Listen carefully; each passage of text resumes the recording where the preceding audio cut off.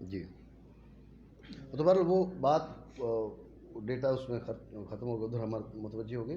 تو اصل میں یہ ہے کہ ایک تو یہ کہ اس کے جو مجاور ہوا ہے اس کے اندر وہ صفت پیدا ہوتی ہے، اس بنیاد پر تو اعتراض نہیں ہے.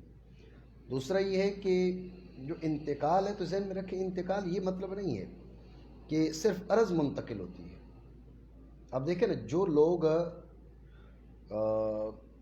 اس چیز کے قائل ہیں کہ بھئی وہ جو صفت ہے، وہ جو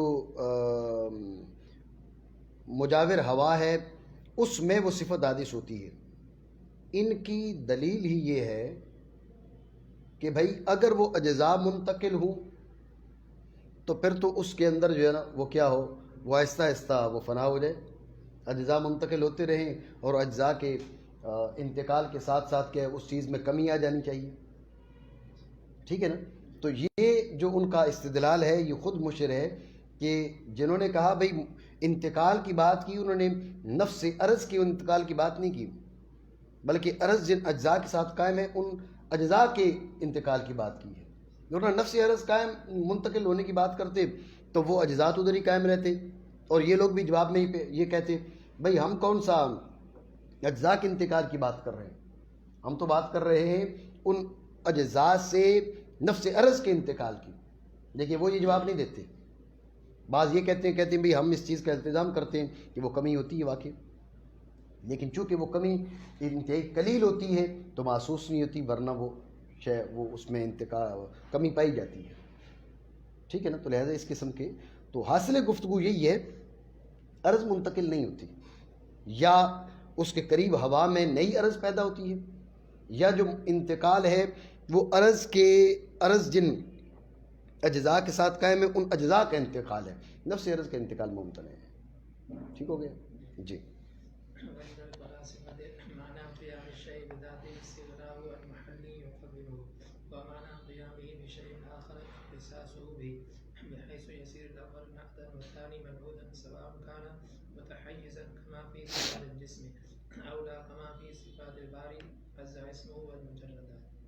توجہ ہے آپ کی؟ گزشتہ درس میں نے آپ کو بتایا تھا کہ قیام بذاتی ہی کے معنی متکلمین کے نزدیک تحیز بنفسی ہی، اور فلاسفہ کے نزدیک استغناء عن محل یقومہ. ٹھیک ہے؟ اس پہ گفتگو ہو چکی ہے گزشتہ درس میں. تو اس میں یہ بھی آپ کو میں نے بتایا تھا کہ محل کے ساتھ جو مقوم کی قید لگائی ہے یہ صورت جسمیہ کو داخل کرنے کے لیے. استغناءہ عن محل کہتے تو صورت جسمی نکل جاتی، کیونکہ وہ محل سے مستغنی نہیں ہے، حالانکہ ان کے نزدیک جوہر ہے، فلاسفہ کے نزدیک. ٹھیک ہے نا؟ جوہر ہے لیکن کیا ہے، وہ محل سے مستغنی تو نہیں ہے، محل کی جانب محتاج ہے. تو اس لیے وہ کہتے ہیں نا استغناءہ عن محل، تو صورت جسمی نکل جاتی کیونکہ محل سے مستغنی نہیں ہے. جب کہ محل یقومہ، محل مقوم سے، جو ذہن میں رکھنا صورت جسمیہ کے وہ محتاج ہے اس محل کی جانب جو اس کا مقوم نہیں ہے، اپنے وجود میں اس کی جانب محتاج نہیں بلکہ اپنے تشکل میں محل کی جانب محتاج ہے. ٹھیک ہے؟ تو لہذا جسے حیولہ کہتے ہیں، ٹھیک ہے، تو یہ حیولہ کی جانب محتاج ہے، حیولہ کی جانب اپنے وجود میں محتاج نہیں بلکہ اپنے تشکل میں محتاج ہے. تو لہٰذا یقومہ کی قید نے صورت جسمیہ کو ادھر واپس لے آیا. اگر صرف محل کہا جاتا، یقومہ نہ کہا جاتا تو صورت جسمیہ نکل جاتی. بات سمجھے نہیں؟ یہ گفتگو گزشتہ گفتگو میں یہ بات ہو چکی ہے، مانا کریں. اور فلاسفہ کے ہاں شے کے قیام بذاتی ہی. اب آپ دیکھ لیں، یہ نہیں کہا کہ قیام العین مانا قیام العین بذاتی ہی، وہاں پر مانا قیام ہی اے قیام العین بذاتی ہی وہ کہا تھا، یہاں قیام الشیء بذاتی ہی کہا. وہاں پر قیام العین بذاتی کیوں کہا تھا؟ میں نے آپ کو بتائی تھی یہ بات. القیام بذاتی نہیں کہا تاکہ واجب تعالیٰ جو ہے نا وہ واجب تعالیٰ کے قیام بذاتی وہ معرف میں شامل ہی نہ ہو، بلکہ ممکنات کے قیام بذاتی کی بات ہو. سمجھ رہے بات کو؟ لیکن یہ جو فلاسفہ ہیں چونکہ قیام بذاتی ہی میں اور قیام بغیر ہی میں اس میں واجب تعالیٰ کو بھی شامل کرتے ہیں، مجردات کو بھی شامل کرتے ہیں، اور پھر جو ہے قیام بغیر ہی اس میں صفات باری تعالیٰ کو بھی شامل کرتے ہیں، عرض کو بھی شامل کرتے ہیں وغیرہ وغیرہ. اس لیے یہ قیام الممکن بذاتی کے معنی نہیں بیان کر رہے بلکہ قیام الشیء بذاتی کے معنی بیان کر رہے ہیں. سمجھے نہیں بات کو؟ معنی کریں.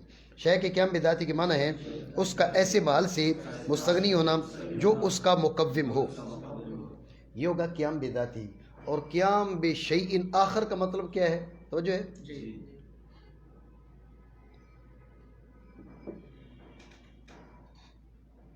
قیام بشیء آخر کا مطلب کیا ہے؟ قیام بشیء آخر کا مطلب ہے اختصاص ناعت. کیا؟ اختصاص تو گے تعلق، ٹھیک ہے نا؟ اختصاص تو گے تعلق، لیکن مطلق تعلق نہیں. اختصاص ناعت. یہ اختصاص ناعت کیا ہوتا ہے؟ اختصاص ناعت یہ ہے کہ یہ ہے قائم، یہ قائم بھی، ٹھیک ہے نا؟ یہ قائم اور یہ قائم بھی. قائم سے ایک صیغہ بنے جو اس پر معمول ہو بالمواتات، جس کا اس پہ قائم بھی پر حمل بالمواتات ہو سکے. نعت بن گئی ہے، سمجھ رہے بات کو؟ یہ ہے اختصاص ناعت. کپڑے کے ساتھ سواد قائم ہے، سواد ہے قائم، کپڑا ہے قائم بھی. تو جو ہے سواد ہے قائم، کپڑا قائم بھی. تو اب سواد سے ایک صیغہ بنایا جائے اسود، وہ اس کپڑے پر جو ہے نا اس کا حمل بالمواتات ہوتا ہے. الثوب اسود، ٹھیک ہے نہیں؟ یہ اختصاص سے ناعت. یہ جو کہا نا بحیث یسیر الاول نعتا، بحیث یسیر الاول، اول سے مراد ہے قائم. والثانی منعوتا، ثانی قائم بھی، وہ منعوت بن جائے، وہ موصوف بن جائے، یہ صفت بن جائے. تو اس کی وضاحت بتا دی کہ وہ اس سے ایک صیغہ نکلے جو جس کا حمل بالمواتات ہو موصوف پر. یہ مطلب کہ یہ ہے کیا اس کو کہیں گے ہم قیام بالغیر، قیام الشیء بغیر ہی، فلسفہ کے نزدیک. نہیں سمجھے بات کو؟ یہ تعریف اس پر بھی اعتراض ہے، جیسا کہ کہہ دیا جاتا ہے کہ السماء مکوکب، ٹھیک ہے؟ تو کوکب کیا ہے؟ وہ سما کے ساتھ اس معنی میں قائم نہیں ہے جیسے سواد قائم ہے ثوب کے ساتھ، ٹھیک ہے نا؟ تو لہٰذا ثوب عرض ہے، قائم بالجوہر ہے. تو جو کوکب ہے وہ عرض اور قائم بالفلک ہو، اس معنی میں نہیں ہے. تو یہ اعتراض ہے اس پر. بہرحال یہ معنی کون کرتے ہیں؟ فلسفہ معنی بیان کرتے ہیں. کیا مشابہ بالغیر کیا ہے؟ الاختصاص الناعت. کیا؟ اختصاص ناعت کے معنی میں نے آپ کو بتا دیے. ایک ہو گیا قائم، ایک ہو گیا قائم بھی. تو قائم سے صیغہ صفت بنے، قائم سے ایک صیغہ مشتق ہو جس کا قائم بھی پر حمل بالمواتات ہو، جس کا قائم بھی پر حمل بالمواتات ہو. سواد سے اسود بنے، اسود کا ثوب پر حمل بالمواتات، الثوب اسود. سمجھو بات نہیں؟ وہ حمل بالاشتقاق تو کسی چیز کا بھی ہو سکتا ہے نا، المال لزید. سمجھے بات کو؟ حمل بالاشتقاق یہاں معتبر نہیں ہے. زید ذو مال حمل بالاشتقاق معتبر نہیں، حمل بالمواتات. ٹھیک ہو گیا؟ اور شے کے قیام بشیء آخر کے معنی ہیں اس شے کا جس کا قائم کا، اس کے ساتھ اختصاص، قائم بھی کے ساتھ. ٹھیک ہے؟ اختصاص القائم بھی بالقائم بھی، اس انداز میں کہ اول نعت ہو اور ثانی منعوت ہو. تو پھر ابھی آپ کو بتایا کہ ان کے ہاں عرض جو ہے نا وہ یہ عرض اور حال ایک نہیں ہے، ٹھیک ہے؟ تو لہٰذا کیا ہے آگے عام ہے کہ متحیز ہے، متحیز نہ ہو. متحیز ہو جیسے سواد، اشارے سے قبول کرتی ہے نا، ٹھیک ہے نا؟ تو یہ متحیز ہے.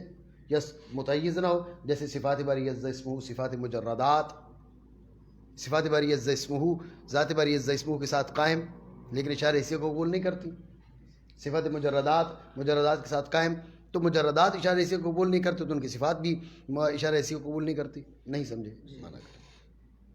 برابر ہے کہ متحیز ہو، جیسا کہ جسم میں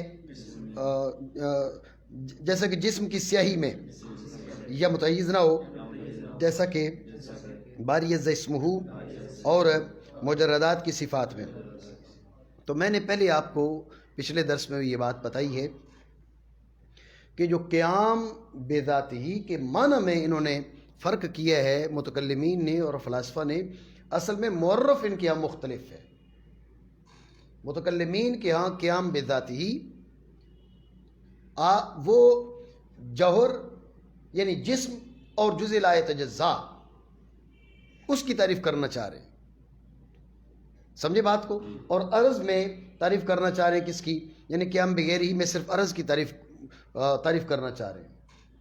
ان کے ہاں جو واجب تعالی ہے، متکلمین کے واجب تعالی پر جوہر کا اطلاق ہے ہی نہیں، برخلاف کس کے؟ فلاسفہ کے۔